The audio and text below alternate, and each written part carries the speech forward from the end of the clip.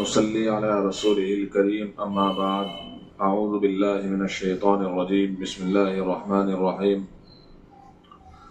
الذين ينفقون في السراء والضراء والكاظمين الغيظ والعافين عن الناس والله يحب المحسنين صدق الله العظيم. حاضرین مجلس، اس مختصر سے وقت میں خدمت میں آپ کی عرض ہے کہ اللہ تعالیٰ نے انسان کو بنایا، ساتھ ہی ساتھ انسان میں جہاں خیر کا مادہ ہے وہیں شر کا مادہ بھی ہے. لہذا جب انسان کو یہ پتہ چل گیا کہ میں خیر کا پتلا نہیں، مجموعی اعتبار سے مجھ میں خیر ہی خیر نہیں بلکہ شر بھی ہے، اور اس وقت جب کہ ہمارا تعلق دین سے دور، دیندار لوگوں سے دور، اور دنیا ہی میں ہم مست و مگن، تو پھر اس حالت میں تو غلبہ شر کا ہی ہے کہ ہمارے اندر شر زیادہ ہے، خیر کم ہے. لہذا انسان کو چاہیے کہ اپنے دونوں ملکوں پر نظر رہے، خیر بھی ہے شر بھی ہے. خیر ہے تو خیر کو لانے کی کوشش کرے. اللہ تعالیٰ نے استعداد پیدا فرمائی ہے جو خیر کی، اس استعداد کو اپنی بڑھائے. جیسے انسان کھانے کی اپنی استعداد بڑھا لیتا ہے، چلنے کی اپنی رفتار بڑھا لیتا ہے، بولنے کی اپنی رفتار بڑھا لیتا ہے، اور اپنے ہاتھوں کی حرکت کو بڑھا لیتا ہے، اور ایسے ہی وزن اٹھانے کی مہارت کو بڑھا لیتا ہے. کیوں بڑھاتا ہے؟ اس لیے کہ اللہ تعالیٰ نے استعداد اس کے اندر رکھی ہے. وہ بول سکتا ہے، زیادہ بول سکتا ہے. وہ چل سکتا ہے تو زیادہ چل سکتا ہے. وہ کھا سکتا ہے تو زیادہ کھا سکتا ہے. وہ دیکھ سکتا ہے تو زیادہ دیکھ سکتا ہے. وہ سوچ سکتا ہے تو زیادہ سوچ سکتا ہے. یہ استعدادیں ہیں جو زیادہ ہو سکتی ہیں. اسی طریقے پر انسان کے اندر جب خیر کی اللہ تعالیٰ نے استعداد رکھی ہے، وہ نماز پڑھتا ہے تو زیادہ پڑھ سکتا ہے، وہ روزے رکھتا ہے تو زیادہ رکھ سکتا ہے، وہ دینی کام کرتا ہے تو زیادہ کر سکتا ہے، وہ اللہ کا ذکر کرتا ہے تو زیادہ کر سکتا ہے، وہ قرآن کریم کی تلاوت کرتا ہے، مثلا 1 پارہ پڑھتا ہے تو 2 پارے پڑھ سکتا ہے، 3 پارے پڑھ سکتا ہے، 4 بھی پڑھ سکتا ہے، زیادہ بھی پڑھ سکتا ہے. اس لیے کہ یہ اللہ تعالی نے صلاحیت رکھی ہے، جس کو جتنا بڑھاؤ اتنی بڑھتی چلی جائے گی. مثال سے آپ کے بات سمجھ میں آ گئی ہوگی کہ اللہ تعالی نے جو استعداد انسان کے اندر رکھی ہے، اس کو جتنا بڑھاؤ اتنی وہ بڑھتی چلی جاتی ہے.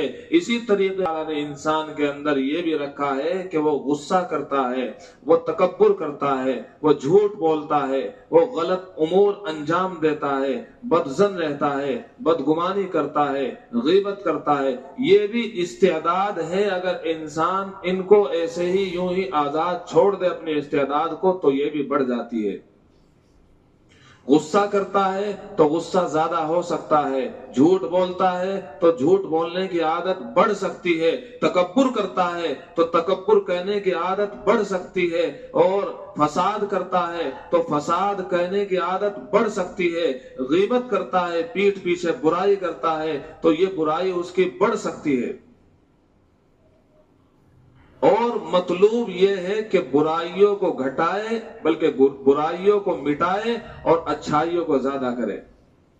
اللہ تعالیٰ نے یہ ملکہ انسان کو عطا فرمایا ہے کہ ملکے دونوں ہیں، استعداد دونوں ہیں، لیکن ایک استعداد کو بڑھانا ہے اور ایک استعداد کو گھٹانا ہے. جب انسان ایک استعداد کو، اپنی اچھی استعداد کو بڑھاتا ہے، وہ بڑھ جاتی ہے، اور اس کی دوسری استعداد، غلط استعداد، برائی کی استعداد، وہ ختم ہو جاتی ہے. انسان کے اندر ایک بہت بری صفت ہے، اس کی عادت ہے غصہ کرنا، بے وجہ غصہ کرنا۔ اگر کسی وجہ سے غصہ کیا جا رہا ہے، مثلا کوئی نماز چھوڑ رہا ہے، شرعی طور پر اس پر غصہ کیا جا رہا ہے، یا میدان جہاد میں ہے غصہ کیا جا رہا ہے، وہ مطلوب ہے، محمود ہے، محبوب ہے، اللہ کو پسندیدہ ہے۔ لیکن بے وجہ غصہ کرنا، جیسا کہ آج کل ہماری حالت بن گئی ہے کہ ہم بے وجہ غصہ کرتے ہی رہتے ہیں، یہ اللہ کو ناپسند ہے۔ ایسا غصہ ور انسان اپنے آپ کو کتنا ہی بڑا پہلوان سمجھتا ہو، اپنے آپ کو کتنا ہی بڑا طاقتور سمجھتا ہو، لیکن وہ طاقتور نہیں، وہ پہلوان نہیں، اس کی کوئی بڑائی اللہ تعالیٰ کے یہاں نہیں، بلکہ اللہ تعالیٰ کو ایسا انسان ناپسند ہے۔ نبی اکرم صلی اللہ تعالی علیہ وسلم نے ارشاد فرمایا، لیس الشدید بالسرعہ انما الشدید الذی یملک نفسہ عند الغضب۔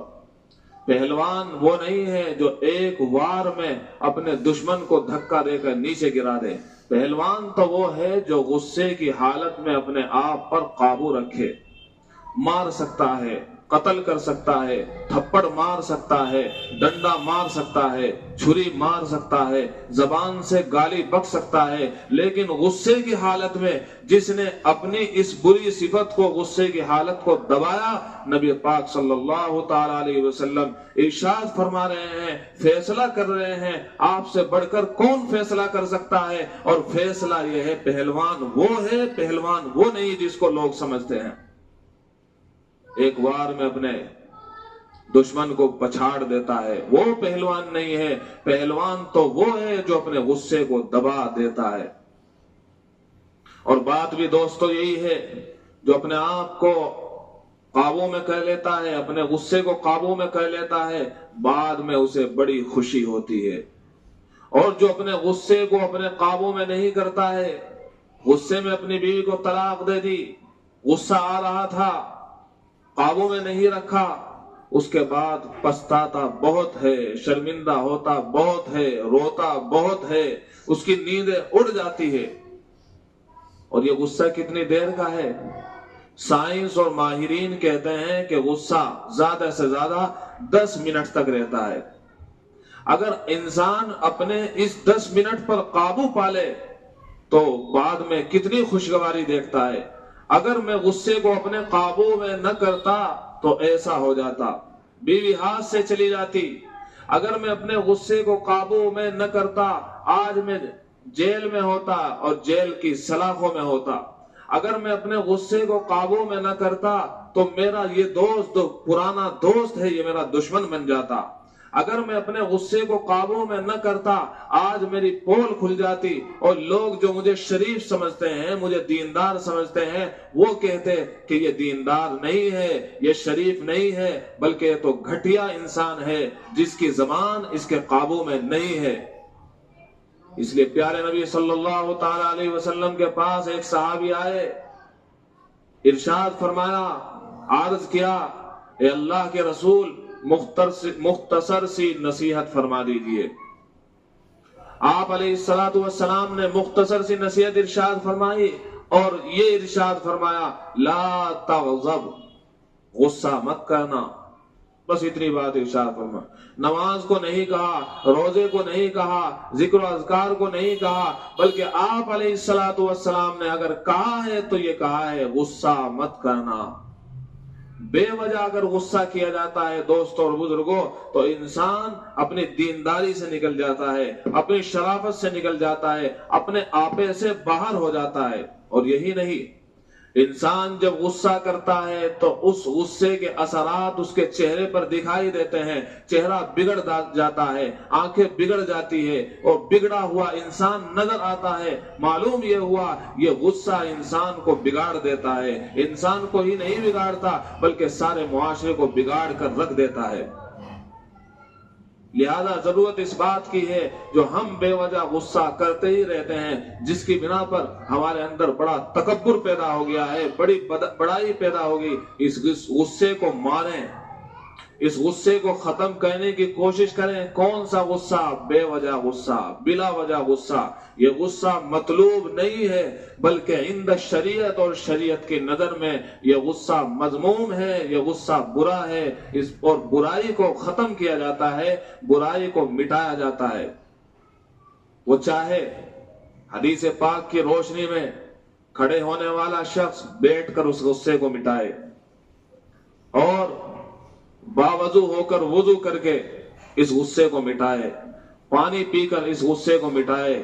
کسی بھی صورت میں اس غصے کو مٹانے کی پوری انسان کو جد و جہد اور کوشش کرنی چاہیے کہ یہ غصہ کسی نہ کسی طریقے پر ختم ہو جائے، ورنہ تو پھر انسان ساری زندگی پچھتاتا ہے، روتا ہے، شرمندہ ہوتا ہے. آپ علیہ الصلوۃ والسلام بڑے رحم دل تھے. قرآن میں جا بجا ذکر ہے اور ارشاد فرمایا ہے اگر آپ سخت دل ہوتے ہیں نبی تو یہ صحابہ جو آپ کے پاس بیٹھے رہتے ہیں یہ تتر بتر ہو جاتے، ادھر ادھر ہو جاتے، آپ سے محبت نہ کرتے. چونکہ آپ علیہ الصلوۃ والسلام بڑے رحم دل ہے، اسی بنا پر صحابہ آپ سے چپکے رہتے ہیں، صحابہ آپ کے پاس بیٹھے رہتے ہیں، صحابہ کا تانتا بنا ہوا رہتا ہے اور آپ پر جان فدا کرتے ہیں اور یوں کہتے ہیں اے اللہ کے نبی جب آپ مجھے نظر نہیں آتے ہیں میرا دل نہیں لگتا ہے. تو دوست اور بزرگوں، غصہ اتنی بری چیز ہے، بے وجہ غصہ کرنا کہ انسان کو اوپر سے نیچے کی طرف گرا دیتا ہے، اور ایک اچھا انسان اپنی شبیہ خراب کر دیتا ہے اور اپنے آپ کو برے انسانوں میں شامل کر دیتا ہے. حضرت حسن بصری نے یوں ہی نہیں فرمایا تھا کہ غصہ انسان جب کرتا ہے تو اچھلتا ہے، اور کہا اچھل کر کہیں جہنم میں نہ گر جانا. انسان جب غصہ کرتا ہے اس کے اندر اچھال پیدا ہوتا ہے، اچھل کر کہیں ایسا نہ ہو یہ تیرا غصہ تجھے جہنم میں گرا دے. لہذا غصے کو ہوشیاری مت سمجھیے، اپنے غصے کو مہارت مت سمجھیے، اپنے غصے کو یہ مت سمجھیے کہ میں کسی کو بخشتا نہیں ہوں، میں جب چاہتا ہوں تماچا مار دیتا ہوں، میں بڑا انسان ہوں، میرے یہاں کسی کی کوئی بخشش نہیں ہے اور میں جھکنے والا نہیں ہوں. آپ صلی اللہ تعالی علیہ وسلم نے ارشاد فرمایا ہے آپ کون جھکنے والے نہیں ہوتے ہیں. آپ علیہ الصلوۃ والسلام جھکے ہیں، اللہ کے سامنے جھکے ہیں. آپ علیہ الصلوۃ والسلام نے تواضع اختیار کی ہے اور ارشاد فرمایا ہے من تواضع للہ رفعہ اللہ. اللہ کے لیے جس نے اپنے آپ کو عاجز کر دیا، اپنے آپ کو نیچا کر دیا، اللہ تعالیٰ اس کو بلند کرتا ہے. اگر آپ سے مجھ سے غلطی ہو گئی تو معافی مانگ لیجئے، اللہ تعالیٰ معافی مانگنے والوں کو پسند فرماتا ہے. حقوق العباد میں کوئی کمی رہ گئی ہے، ہم نے کسی کو پریشان کیا ہے، زبان سے کیا ہو، ہاتھوں سے کیا ہو، یا کسی لین دین کے اعتبار سے کسی کو پریشان کیا ہو، ہمیں چاہیے کہ ہم اس سے معافی مانگے. اور معافی مانگنے میں اپنی توہین مت سمجھے، یہ توہین نہیں ہے بلکہ یہ معافی مانگنا آپ کو بلند کر دے گا. اس انسان کی نظر میں بھی آپ بلند ہو جائیں گے اور رحمان کی نظر میں بھی آپ بلند و بالا ہو جائیں گے. ہمیں چاہیے یہ اچھی اچھی صفات جو پیارے نبی صلی اللہ تعالی علیہ وسلم نے ہمیں دی ہے ہم ان کو اپنائیں.